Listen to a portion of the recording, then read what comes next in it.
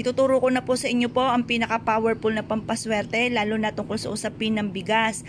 Ang bigas mga bossing ko, ginagamit po ito ng mga pampaswerte mga bossing, bukod sa pagkain na kailangan natin sa araw-araw. Ginagamit po itong pampaswerte, lalo na tungkol sa usapin ng kaperahan at kasaganahan. Marami na po nagpatotoo na sila po ay sinuwerte po dito sa pamamagitan ng bigas.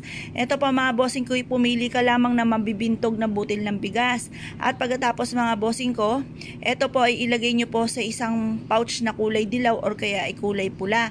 Ito po ay kahit simpleng bigas lamang, makakatulong po ito upang sa ganon kayo po ay laging mapera, masagana. Nasubukan nyo na po na maglagay po ba ng isang butil ng bigas mga bossing ko sa inyo pong bulsa kada kayo ay aalis.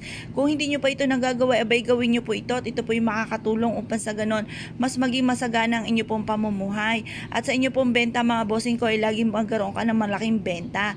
At ikaw po ay maging kaibigan nyo pa ang inyong customer hanggang sa dumami po sila ng dumami.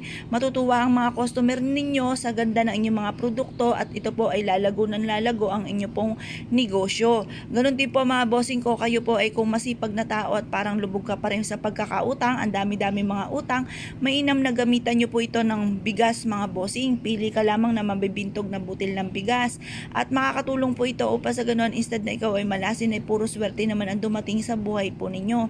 Ito pa mga bossing ko ay subok na napakaswerte. Basta kapag gumawa ng ganito, nasa isipan nyo, kayo po isuswertihin na at hindi po kayo malas, puro swerte ang darating. Ito po ay makakatulong upang sa ganon kayo po ay hindi po mamalasin at mas maging masasagana ang inyo pong pamumuhay. Mapapasin ninyo po ito mga bossing, kung hindi ka pa nakagawa ng ganito, subukan nyo na po ito.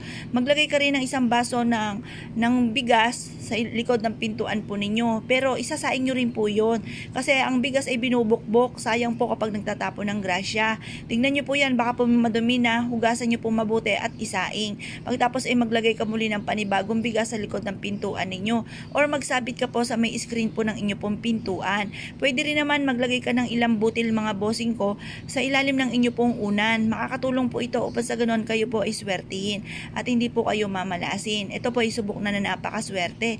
Basta't may 100% kang paniniwala sa mga gantong pamamaraan ay walang imposible at kayo po ay magiging matagumpay sa buhay. Kayo pa mga bossing ko ay i-mindset nyo or imagine niyo ang lahat ng mga pangarap po ninyo na nagbibilang ka ng maraming pera.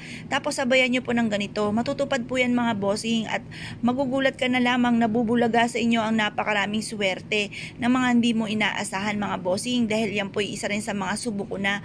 Ang akin po mga wini-wish ay simpleng-simple lamang pero mga dumarating ay napakaswerte at hindi ako nagpapawala ng ganitong mga simple mga pamamaraan ng bigas. Kaya kung kayo po naniwala at na-issue po itong gawin, subukan nyo na po ito at napakaswerte ng bigas po natin. Proven po ito mga bossing, marami na po nagpatotoo na sila po sinuwerte dito.